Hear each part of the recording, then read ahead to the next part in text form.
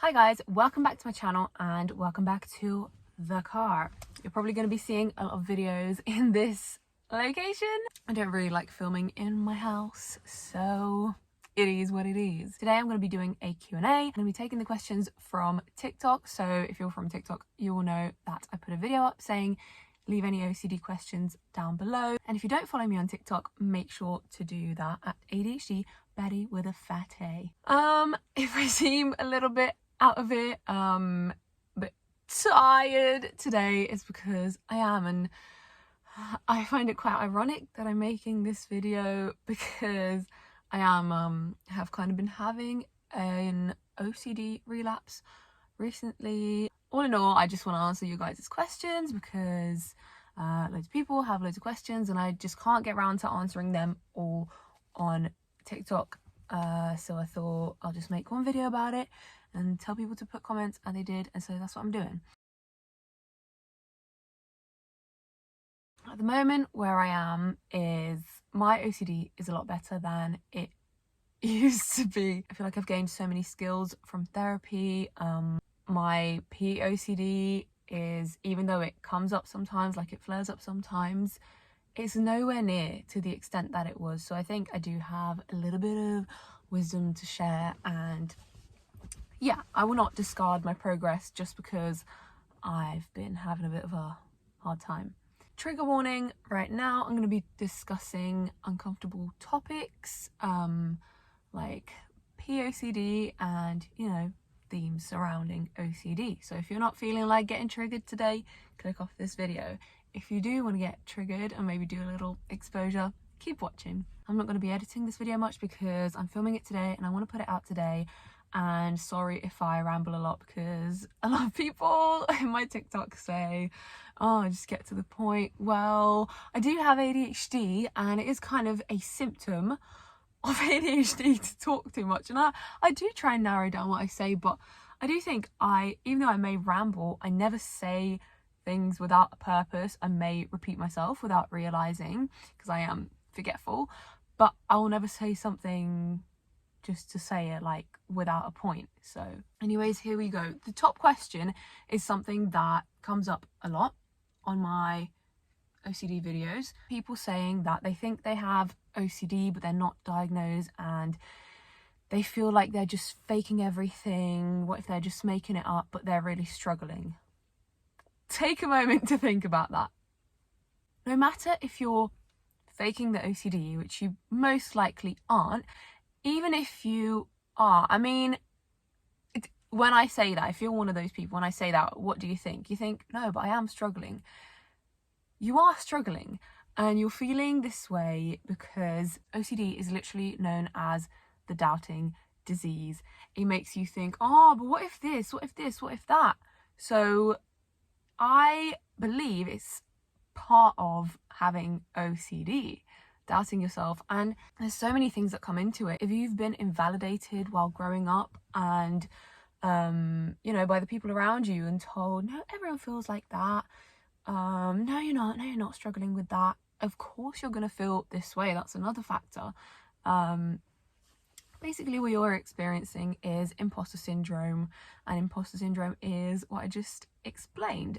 You can search it up. It's not like another mental health condition. It's just the feeling that no, you're not really struggling with the thing you are actually struggling with.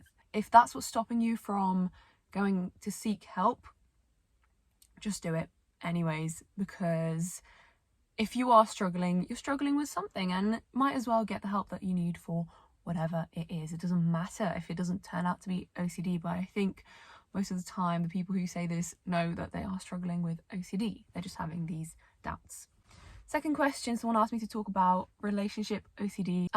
Like I said in the video, I have no experience with this. There's no point in me talking about things I don't have experience with because I'm not a therapist or anything. Someone says, hi, your videos made me aware I have OCD. I'm finding it hard to explain to therapists. I think this again goes into the imposter syndrome. For so many years, I just did not want to say it. It just would not come out of my mouth. Like I would know.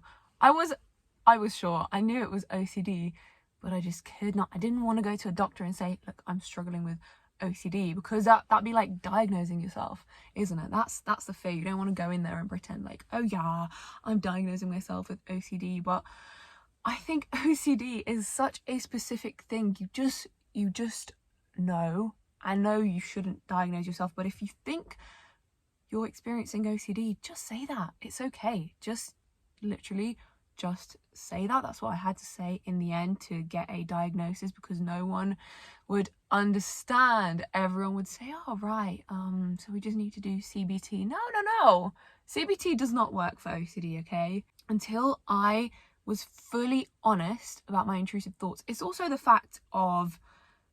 is a fact of people telling you, oh, everyone experiences that, everyone experiences intrusive thoughts, and you think, no, but these are my thoughts, so they're normal.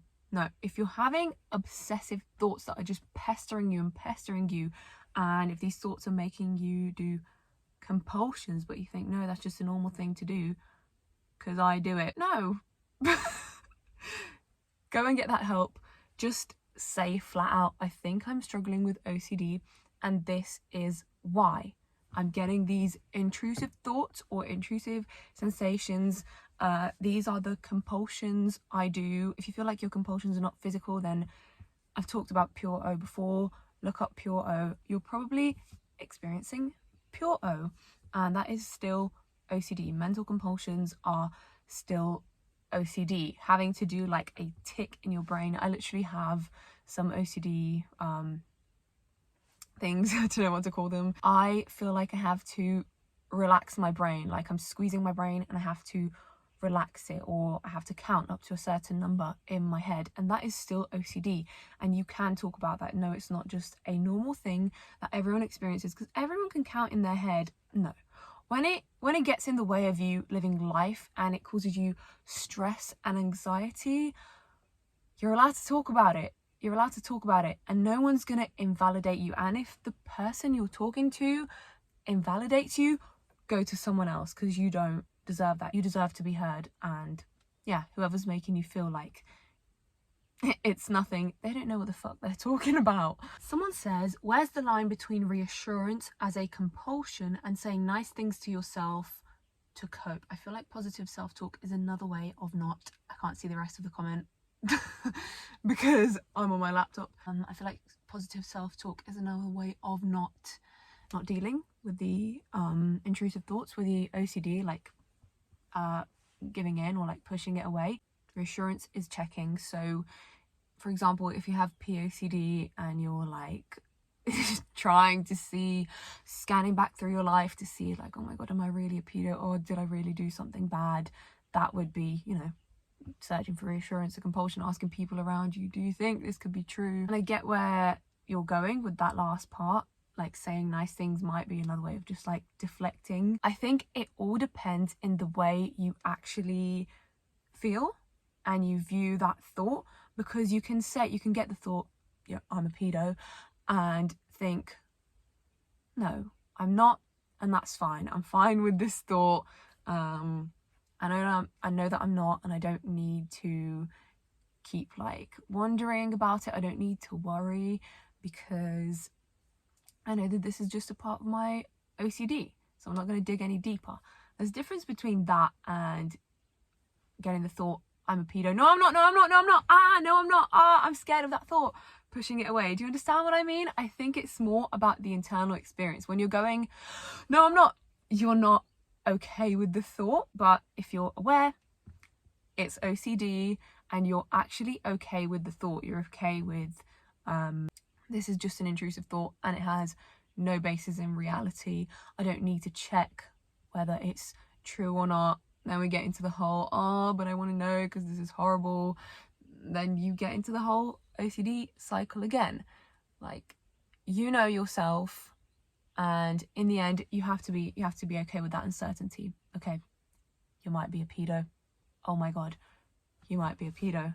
When you think about things like that, when I think about things like that, when I say to myself, I might be a pedo, I know I'm not. So it's not only about what you say to yourself, it's about the way you feel when you reassure yourself, I guess, or you do, you know, the positive self-talk. If it's in a way of, I'm a good person, I am a good, but I'm a good person, no, I'm a good person, but you're saying that, but your internal feelings are, oh, I'm not sure if I am, oh my god, I'm just saying this to push it away, I'm scared of the thought. That's different than actually knowing and saying it is okay, because I think when you do that, you're still pushing the thought away. Leave the thought there, because it means nothing about you. So it's more about the feeling inside and being okay with your intrusive thought. Next question, how do you find self-worth in yourself when you feel like your thoughts and fears make you unworthy of love? I really feel this question, because I felt like that for a long time, for a very long time. I still struggle with feeling that way sometimes. After my OCD got really bad, I just hated myself. I completely hated my brain the most. I would just think on a daily basis, like, I wish I could just swap my brain with someone else, or just do a brain transplant. Like, I just felt like I was doomed. And of course, because the POCD took over, I felt disgusting. I felt like, yeah, like I didn't deserve love, because I was secretly a bad person. Not even secretly, I was a bad person. It took me therapy to see that I'm not a bad person, and that I'm not a monster, and I am the one suffering. I am the one suffering from this horrible thing, which is OCD. And you know, I used to hate like feeling sorry for myself or pitying myself, but you know what? OCD has fucking destroyed my life a lot, in a lot of situations. It's really destroyed me, and it's taken so much away from me. I do feel sorry for, you know, me growing up. I feel sorry for that girl, which is me, that lost so much of her time, so much of her happiness to this horrible illness. And yeah, I had that realization at one point during my therapy. I guess it's just when I realized that it really is not me, and it really isn't my fault for having this. And I think trauma is something that is very intertwined with OCD. I think a lot of our OCD themes come from trauma and the things we've experienced growing up. And also, again, if you have been invalidated growing up, it's likely that you might feel like this, because you feel like you should have been at a certain standard. People told you that everyone feels this way, and you took that and you thought, okay, everyone feels this way, but actually you felt shit inside, and you've been struggling, and you've been seeing everyone getting on with their life, still wondering in your head, if they feel the same as me, why can they fucking do things? Why can they go places? Why can they do things that I can't do? Shit, I'm just a shit person. Honestly, what I said. It's weird. This is the first time in a long time. I think I used to like myself. I liked myself when I was little. Then the OCD really kicked in, and I started to hate myself. And this is the first time in a long time that I actually do like love myself. I still feel weird saying it. I do love myself and the person I am. I think I'm a good person, and I care about myself. I've struggled with self-harm and suicidality a lot. A lot of the time I just fucking despise myself, and I felt guilty when I did it, only because I was afraid other people would see. But now when I get the urge, and I have relapsed this year, and that is okay. I'm recovering from a lifelong of fucking mental illness. Sorry if this video is a bit whoa. This is my nervous laugh. I don't know where I was going with that. Yeah, no, what I wanted to say is, now I feel guilty. Now I actually feel like, no, like, my body's important. I'm important. I know that this is not healthy. I shouldn't do it, even though I do struggle with it. But yeah, so I guess that's my answer to that question. Next question. My intrusive thoughts somehow are proven right, which worsens everything. How do I convince myself they aren't? So I've talked about this a lot, and this is actually what I've been struggling with. One of the OCD things that I've been struggling with lately is, it's really stupid. I made a TikTok about it. In my house, my mother likes us to put our name on our bottles, and I felt like if I wrote my name a certain way, then I would have a bad time. I would have a bad day, a bad week, and I've kept going against that intrusive thought. I've done it in the bad way, and I have been having a hard few weeks, and it's really hard for my OCD brain to understand that it is not because of that thought, because even now I'm thinking, but it might be. If you just do it right, then you might have a better week. And do you know what? I feel like sometimes that happens. I could do it right and have a better week. I feel most likely by coincidence, but also because it's again about the way you feel. Overall, I'll be thinking, yes, I'm going to have a better week, feeling relieved. Therefore, going into the week with a more positive mindset. So it's about the way I feel about the intrusive thought. If you're scared of that coming true, you're going to notice everything about that intrusive thought. So if my fear is that I'm going to have a bad week, I'm going to notice every bad thing more than every good thing that happens, and I'm going to take it as proof, and I'm going to be like, that proved my intrusive thought right. I'm telling you now, it is never, your OCD cannot predict things. It can't. And I know it's so hard, and I am struggling with it right now, but I know it's coincidence that I've been having a bad week because coincidence. It's not because of my intrusive thought, and I am going to keep writing. I am going to keep going against the OCD, and eventually I will have a good week. And actually, I had a better day yesterday. So, do you know what? Fuck you, OCD. The more we give into compulsions, the more we feed the OCD cycle, the more we believe the delusional thoughts. How to combat the feeling of not relating to anyone. My intrusive thoughts make me feel so isolated, like everybody else is normal and I'm not. First of all, you are normal. What is normal anyway? Second of all, I feel you, and I feel like this a lot, but I've also come to the conclusion that, like, it's okay to not be normal. Like, it's fine to not relate to other people. I don't relate to a lot of people, and yeah, that makes me sad. Yeah, I am quite a lonely person, but I know I'm not a bad person. I know I'm not unlovable, and I know there are people out there who relate to me, like the OCD community and the ADHD community, and eventually I will have good things in my life. You just have to know that you are not alone, and you have so many communities that do relate to you. There's 7 billion people in the world. Is that how many people there are? There are a lot of people in the world. You're not alone, and it's okay if you're weird. Like, it's literally okay. I know it can get very lonely, but you just have to know that you are the one person that you're gonna have forever. No one else is guaranteed. You are with you forever. So you have to learn to love those, the bad parts about you. Don't love the bad part. Don't love, like, the OCD. Love the fact that you've been strong enough to get through this shit. Love the fact that you have made it this far. Anyone going through OCD, you're fucking strong. You are strong.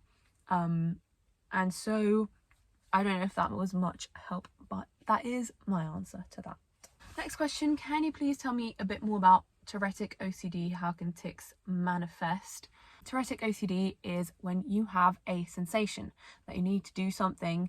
I think what differentiates Tourettic OCD tics from tics, so I'm just going to explain the way I experience them.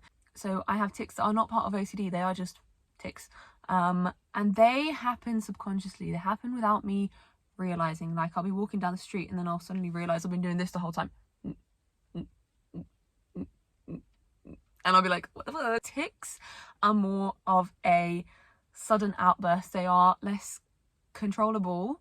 Tourettic OCD tics are just a very, very strong urge to do something in a certain way. I honestly feel, I'm not a professional like I said, but I do feel like it's kind of, it's just right OCD but on the body, like, because just right OCD is, you know, like putting things like just right, doing things just right so it feels right. And I feel like Tourettic OCD is that, but in your body. So like moving your finger just right so it feels right. That is not what a tic is. Yeah, okay, I found the difference. I found the difference. So yeah, a Tourettic OCD tic is moving in a way, or doing a bodily action in a way that is just right. I used to have this thing with my stomach where I'd like move my stomach muscles about so it feels like a certain way, or like breathe right. I know that's OCD because that's not a tic. Tics are involuntary. OCD tics can be very hard to control, but in the end I can still tell when a tic was OCD because I know I felt that feeling and I really wanted to do it, and it I'm just going off on one. That's my explanation for it. Sorry if it wasn't very good. I tried. I have POCD. I'm feeling better, but can you also obsess about your friend or family being a pedo? Yes. OCD can be about anything. The answer is very simple. Yes. I have had this thought about family members before. Like, what if it's not me, or what if it's them? So it can definitely be part of OCD. Hi, I was wondering how long it took you to see some changes once you started ERP, and whether ERP can also include mental exposures to triggers. I'm not quite sure if I understand that. Okay, how long did it take me to see changes? I saw changes by after the second week. I started to see changes. My score started to decline, and it declined until about like week 6, and then it kind of went up, and it's just like stayed there. So my OCD has basically gone from like up here, it went pew. This is no OCD, okay? This is big OCD. So it went pew like this, and then and now it's kind of staying here and slowly inching up but staying here. So it's I've still made progress, but yeah, I don't know whether it's because I was just so happy that I was not experiencing nowhere near as much OCD, that just made everything better. But yeah, I do need to go to therapy again. But I am proud of my progress. Can ERP also include mental exposures to triggers? I'm not sure what you mean by that. I'm not sure what you mean. But ERP is exposure, so any kind of exposure that you need, you will do. But sorry, I don't understand. Do you feel comfortable sharing your experience with meds? Did ADHD meds make your OCD worse? Did antidepressant meds make your ADHD worse? Okay, number 1, yes, ADHD meds by Vance, which is a stimulant, made my OCD worse. Indeed. Before, in the past, I have tried many a brand of antidepressants. Honestly, for my OCD, sertraline was the best. I stopped taking it though because the first time I tried it, I stopped taking it because it was causing me emotional bluntness. So basically, I wasn't experiencing as much OCD, so I was happier. But then my emotions just like plateaued out, and I was just like numb. Like I couldn't really feel things, I couldn't cry, so I didn't like that, so I stopped it. And then the second time, I actually tried sertraline 3 times. Like the second time, it made me suicidal. I can't remember if that was citalopram though. Yeah, I think it was sertraline. It made me very suicidal in the first like few days of taking it. It made my OCD worse. I think it does that. I think there is a warning on the pack about that, but it literally made me like wake up out of my sleep because I had a dream related to POCD, and I woke up literally wanting to kill myself. I was in a very like agitated state. It was really horrible. I'm lucky that my grandma was with me, but I just woke up in a fucking state. So yeah, sertraline did that to me. But then I did risk it again, and I took it again because I just wanted to feel that relief that it gave me from OCD the first time, and I did. I took it and I got through like the the suicidal feelings it was giving me in the first like few days, week. And eventually it helped with my OCD again, but I had to stop it because it was making me a bit dizzy in the mornings, like a bit sleepy. I don't know if anyone else has experienced that. And I was a dancer, and so I couldn't afford to like be sleepy in dance class, so I just stopped taking it. Antidepressant meds, I don't think they made my ADHD worse, they just didn't help with it. So it just didn't help. Sorry if the angles changed, I just had to check on my phone because I couldn't see the rest of this question. If you were or are still in therapy, specifically exposure therapy / CBT, did you struggle with it? And if so, how did you keep yourself from doing compulsions? Off the bat, I never liked CBT therapy. I first went to CBT therapy without being diagnosed for OCD, which, oh sorry, got something in my eye. So yeah, what didn't help is that the therapist did not recognize my thoughts as OCD. I just overall hated CBT because of my ADHD as well. I just couldn't keep on top of it. And I was just saying the same. Yeah, it was not good for me. ERP therapy. I did struggle with ERP therapy. Therapy is not easy. Yeah, it was really fucking hard. And sometimes would make me worse than what I would be if I wasn't doing the exposure, especially because a lot of my fears revolve around nighttime. It meant I was not able to sleep at all for days, and that was really exhausting, but it was all worth it. I'm not cured, but it definitely was worth it. I have a much better quality of life. I can enjoy things more, and I have much less intrusive thoughts, much less OCD. But as I said, I'm still recovering. I'm not yet in recovery. That's what my therapist said on my report. Even though I thought I was, but clearly not. And clearly I've had a flare-up. Okay, and the next part of the question, how did you keep yourself from doing compulsions? Practice your exposure therapy, practice your exposure exercises.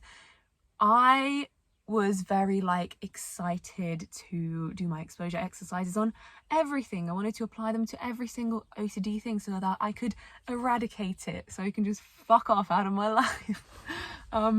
But I also came to realize that was becoming, I was becoming a control freak, and I was getting too stressed over the fact that I wanted to give in to compulsion sometimes. And even if I accidentally gave into a compulsion, if my thought was drop the tissue on the ground now, or you're gonna have a bad day, and I accidentally dropped the tissue, I would get so angry. So I think what's really important is to give yourself leeway, because for me, I've been struggling with OCD since I was little. I actually don't know when it started, but I think I started to feel it, feel really bothered by it when I was about 8, 9.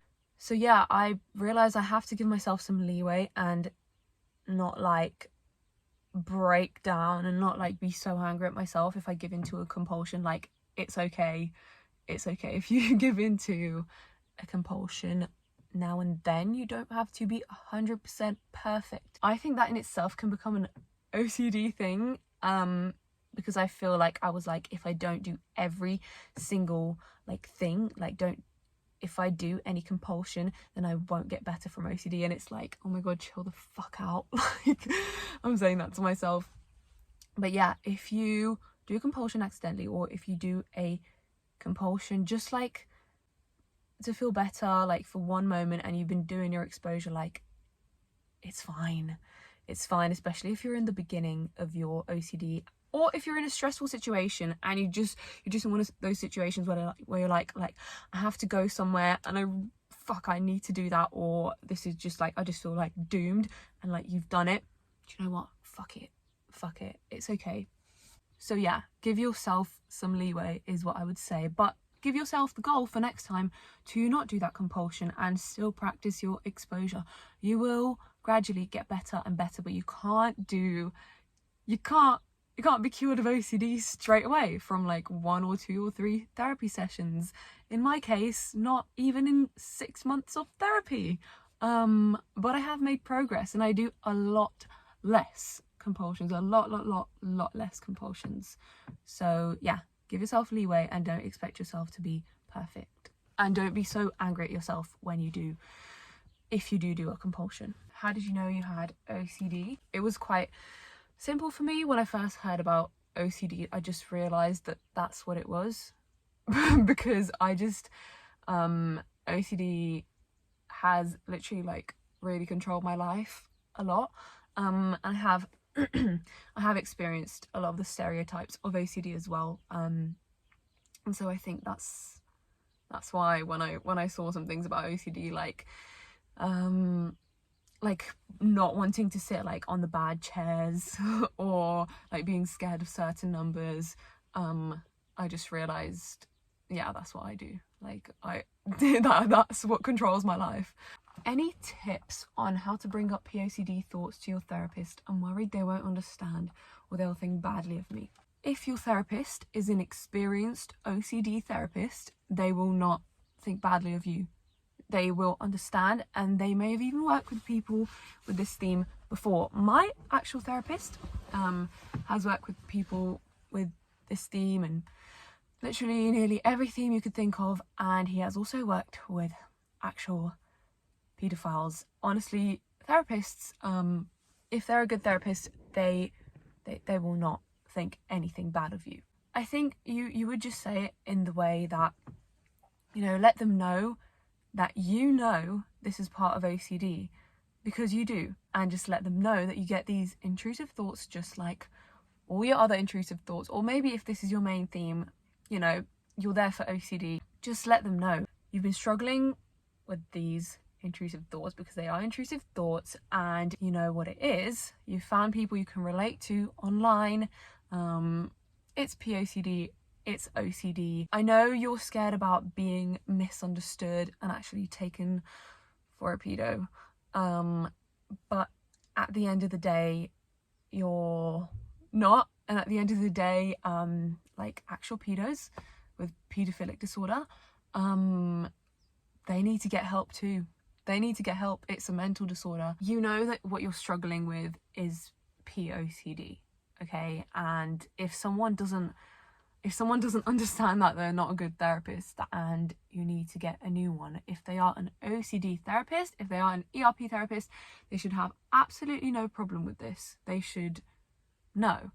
And yeah, either way, whatever you say in your therapy session, you should be okay to say. If you're not safe to like speak freely and speak about all your problems, then you should look for a new therapist. Just tell them honestly, tell them about POCD if you don't think they know, and you're not going to sound like a know-it-all. It's fine. You deserve to get this help, no matter how you think you sound to them. Did you find it difficult to get into treatment? I'm getting into it soon, and I find it so scary to have to go against my compulsions. Yes, yeah, especially the ones that are my biggest fears, but in the end, the need to get better was bigger than the want to keep doing the compulsions, and so that's what powered me to just like be like, okay, let's fucking do this, because it got to the point where OCD was just ruining me, and yeah, I just couldn't continue like that any longer. It is hard, and it might take a while, but like I've said, it is so worth it. So I wish you the best of luck. Oh my gosh, that was the last question. Thank you so much for your questions. If you want, and if you have any more questions, you can put them below, I guess, and I'll do like another Q&A when I get like questions piled up, maybe like under this video and also on my TikTok, and I'll just put them together and I'll do a part 2 Q&A. But yeah, thank you for watching this video, and please subscribe to this channel if you're interested in videos like this and mental health content. And I have recently deactivated my mental health Instagram because it was just getting a lot for me. I just I'm just feeling a bit overwhelmed right now. So I will be back on Instagram sometime.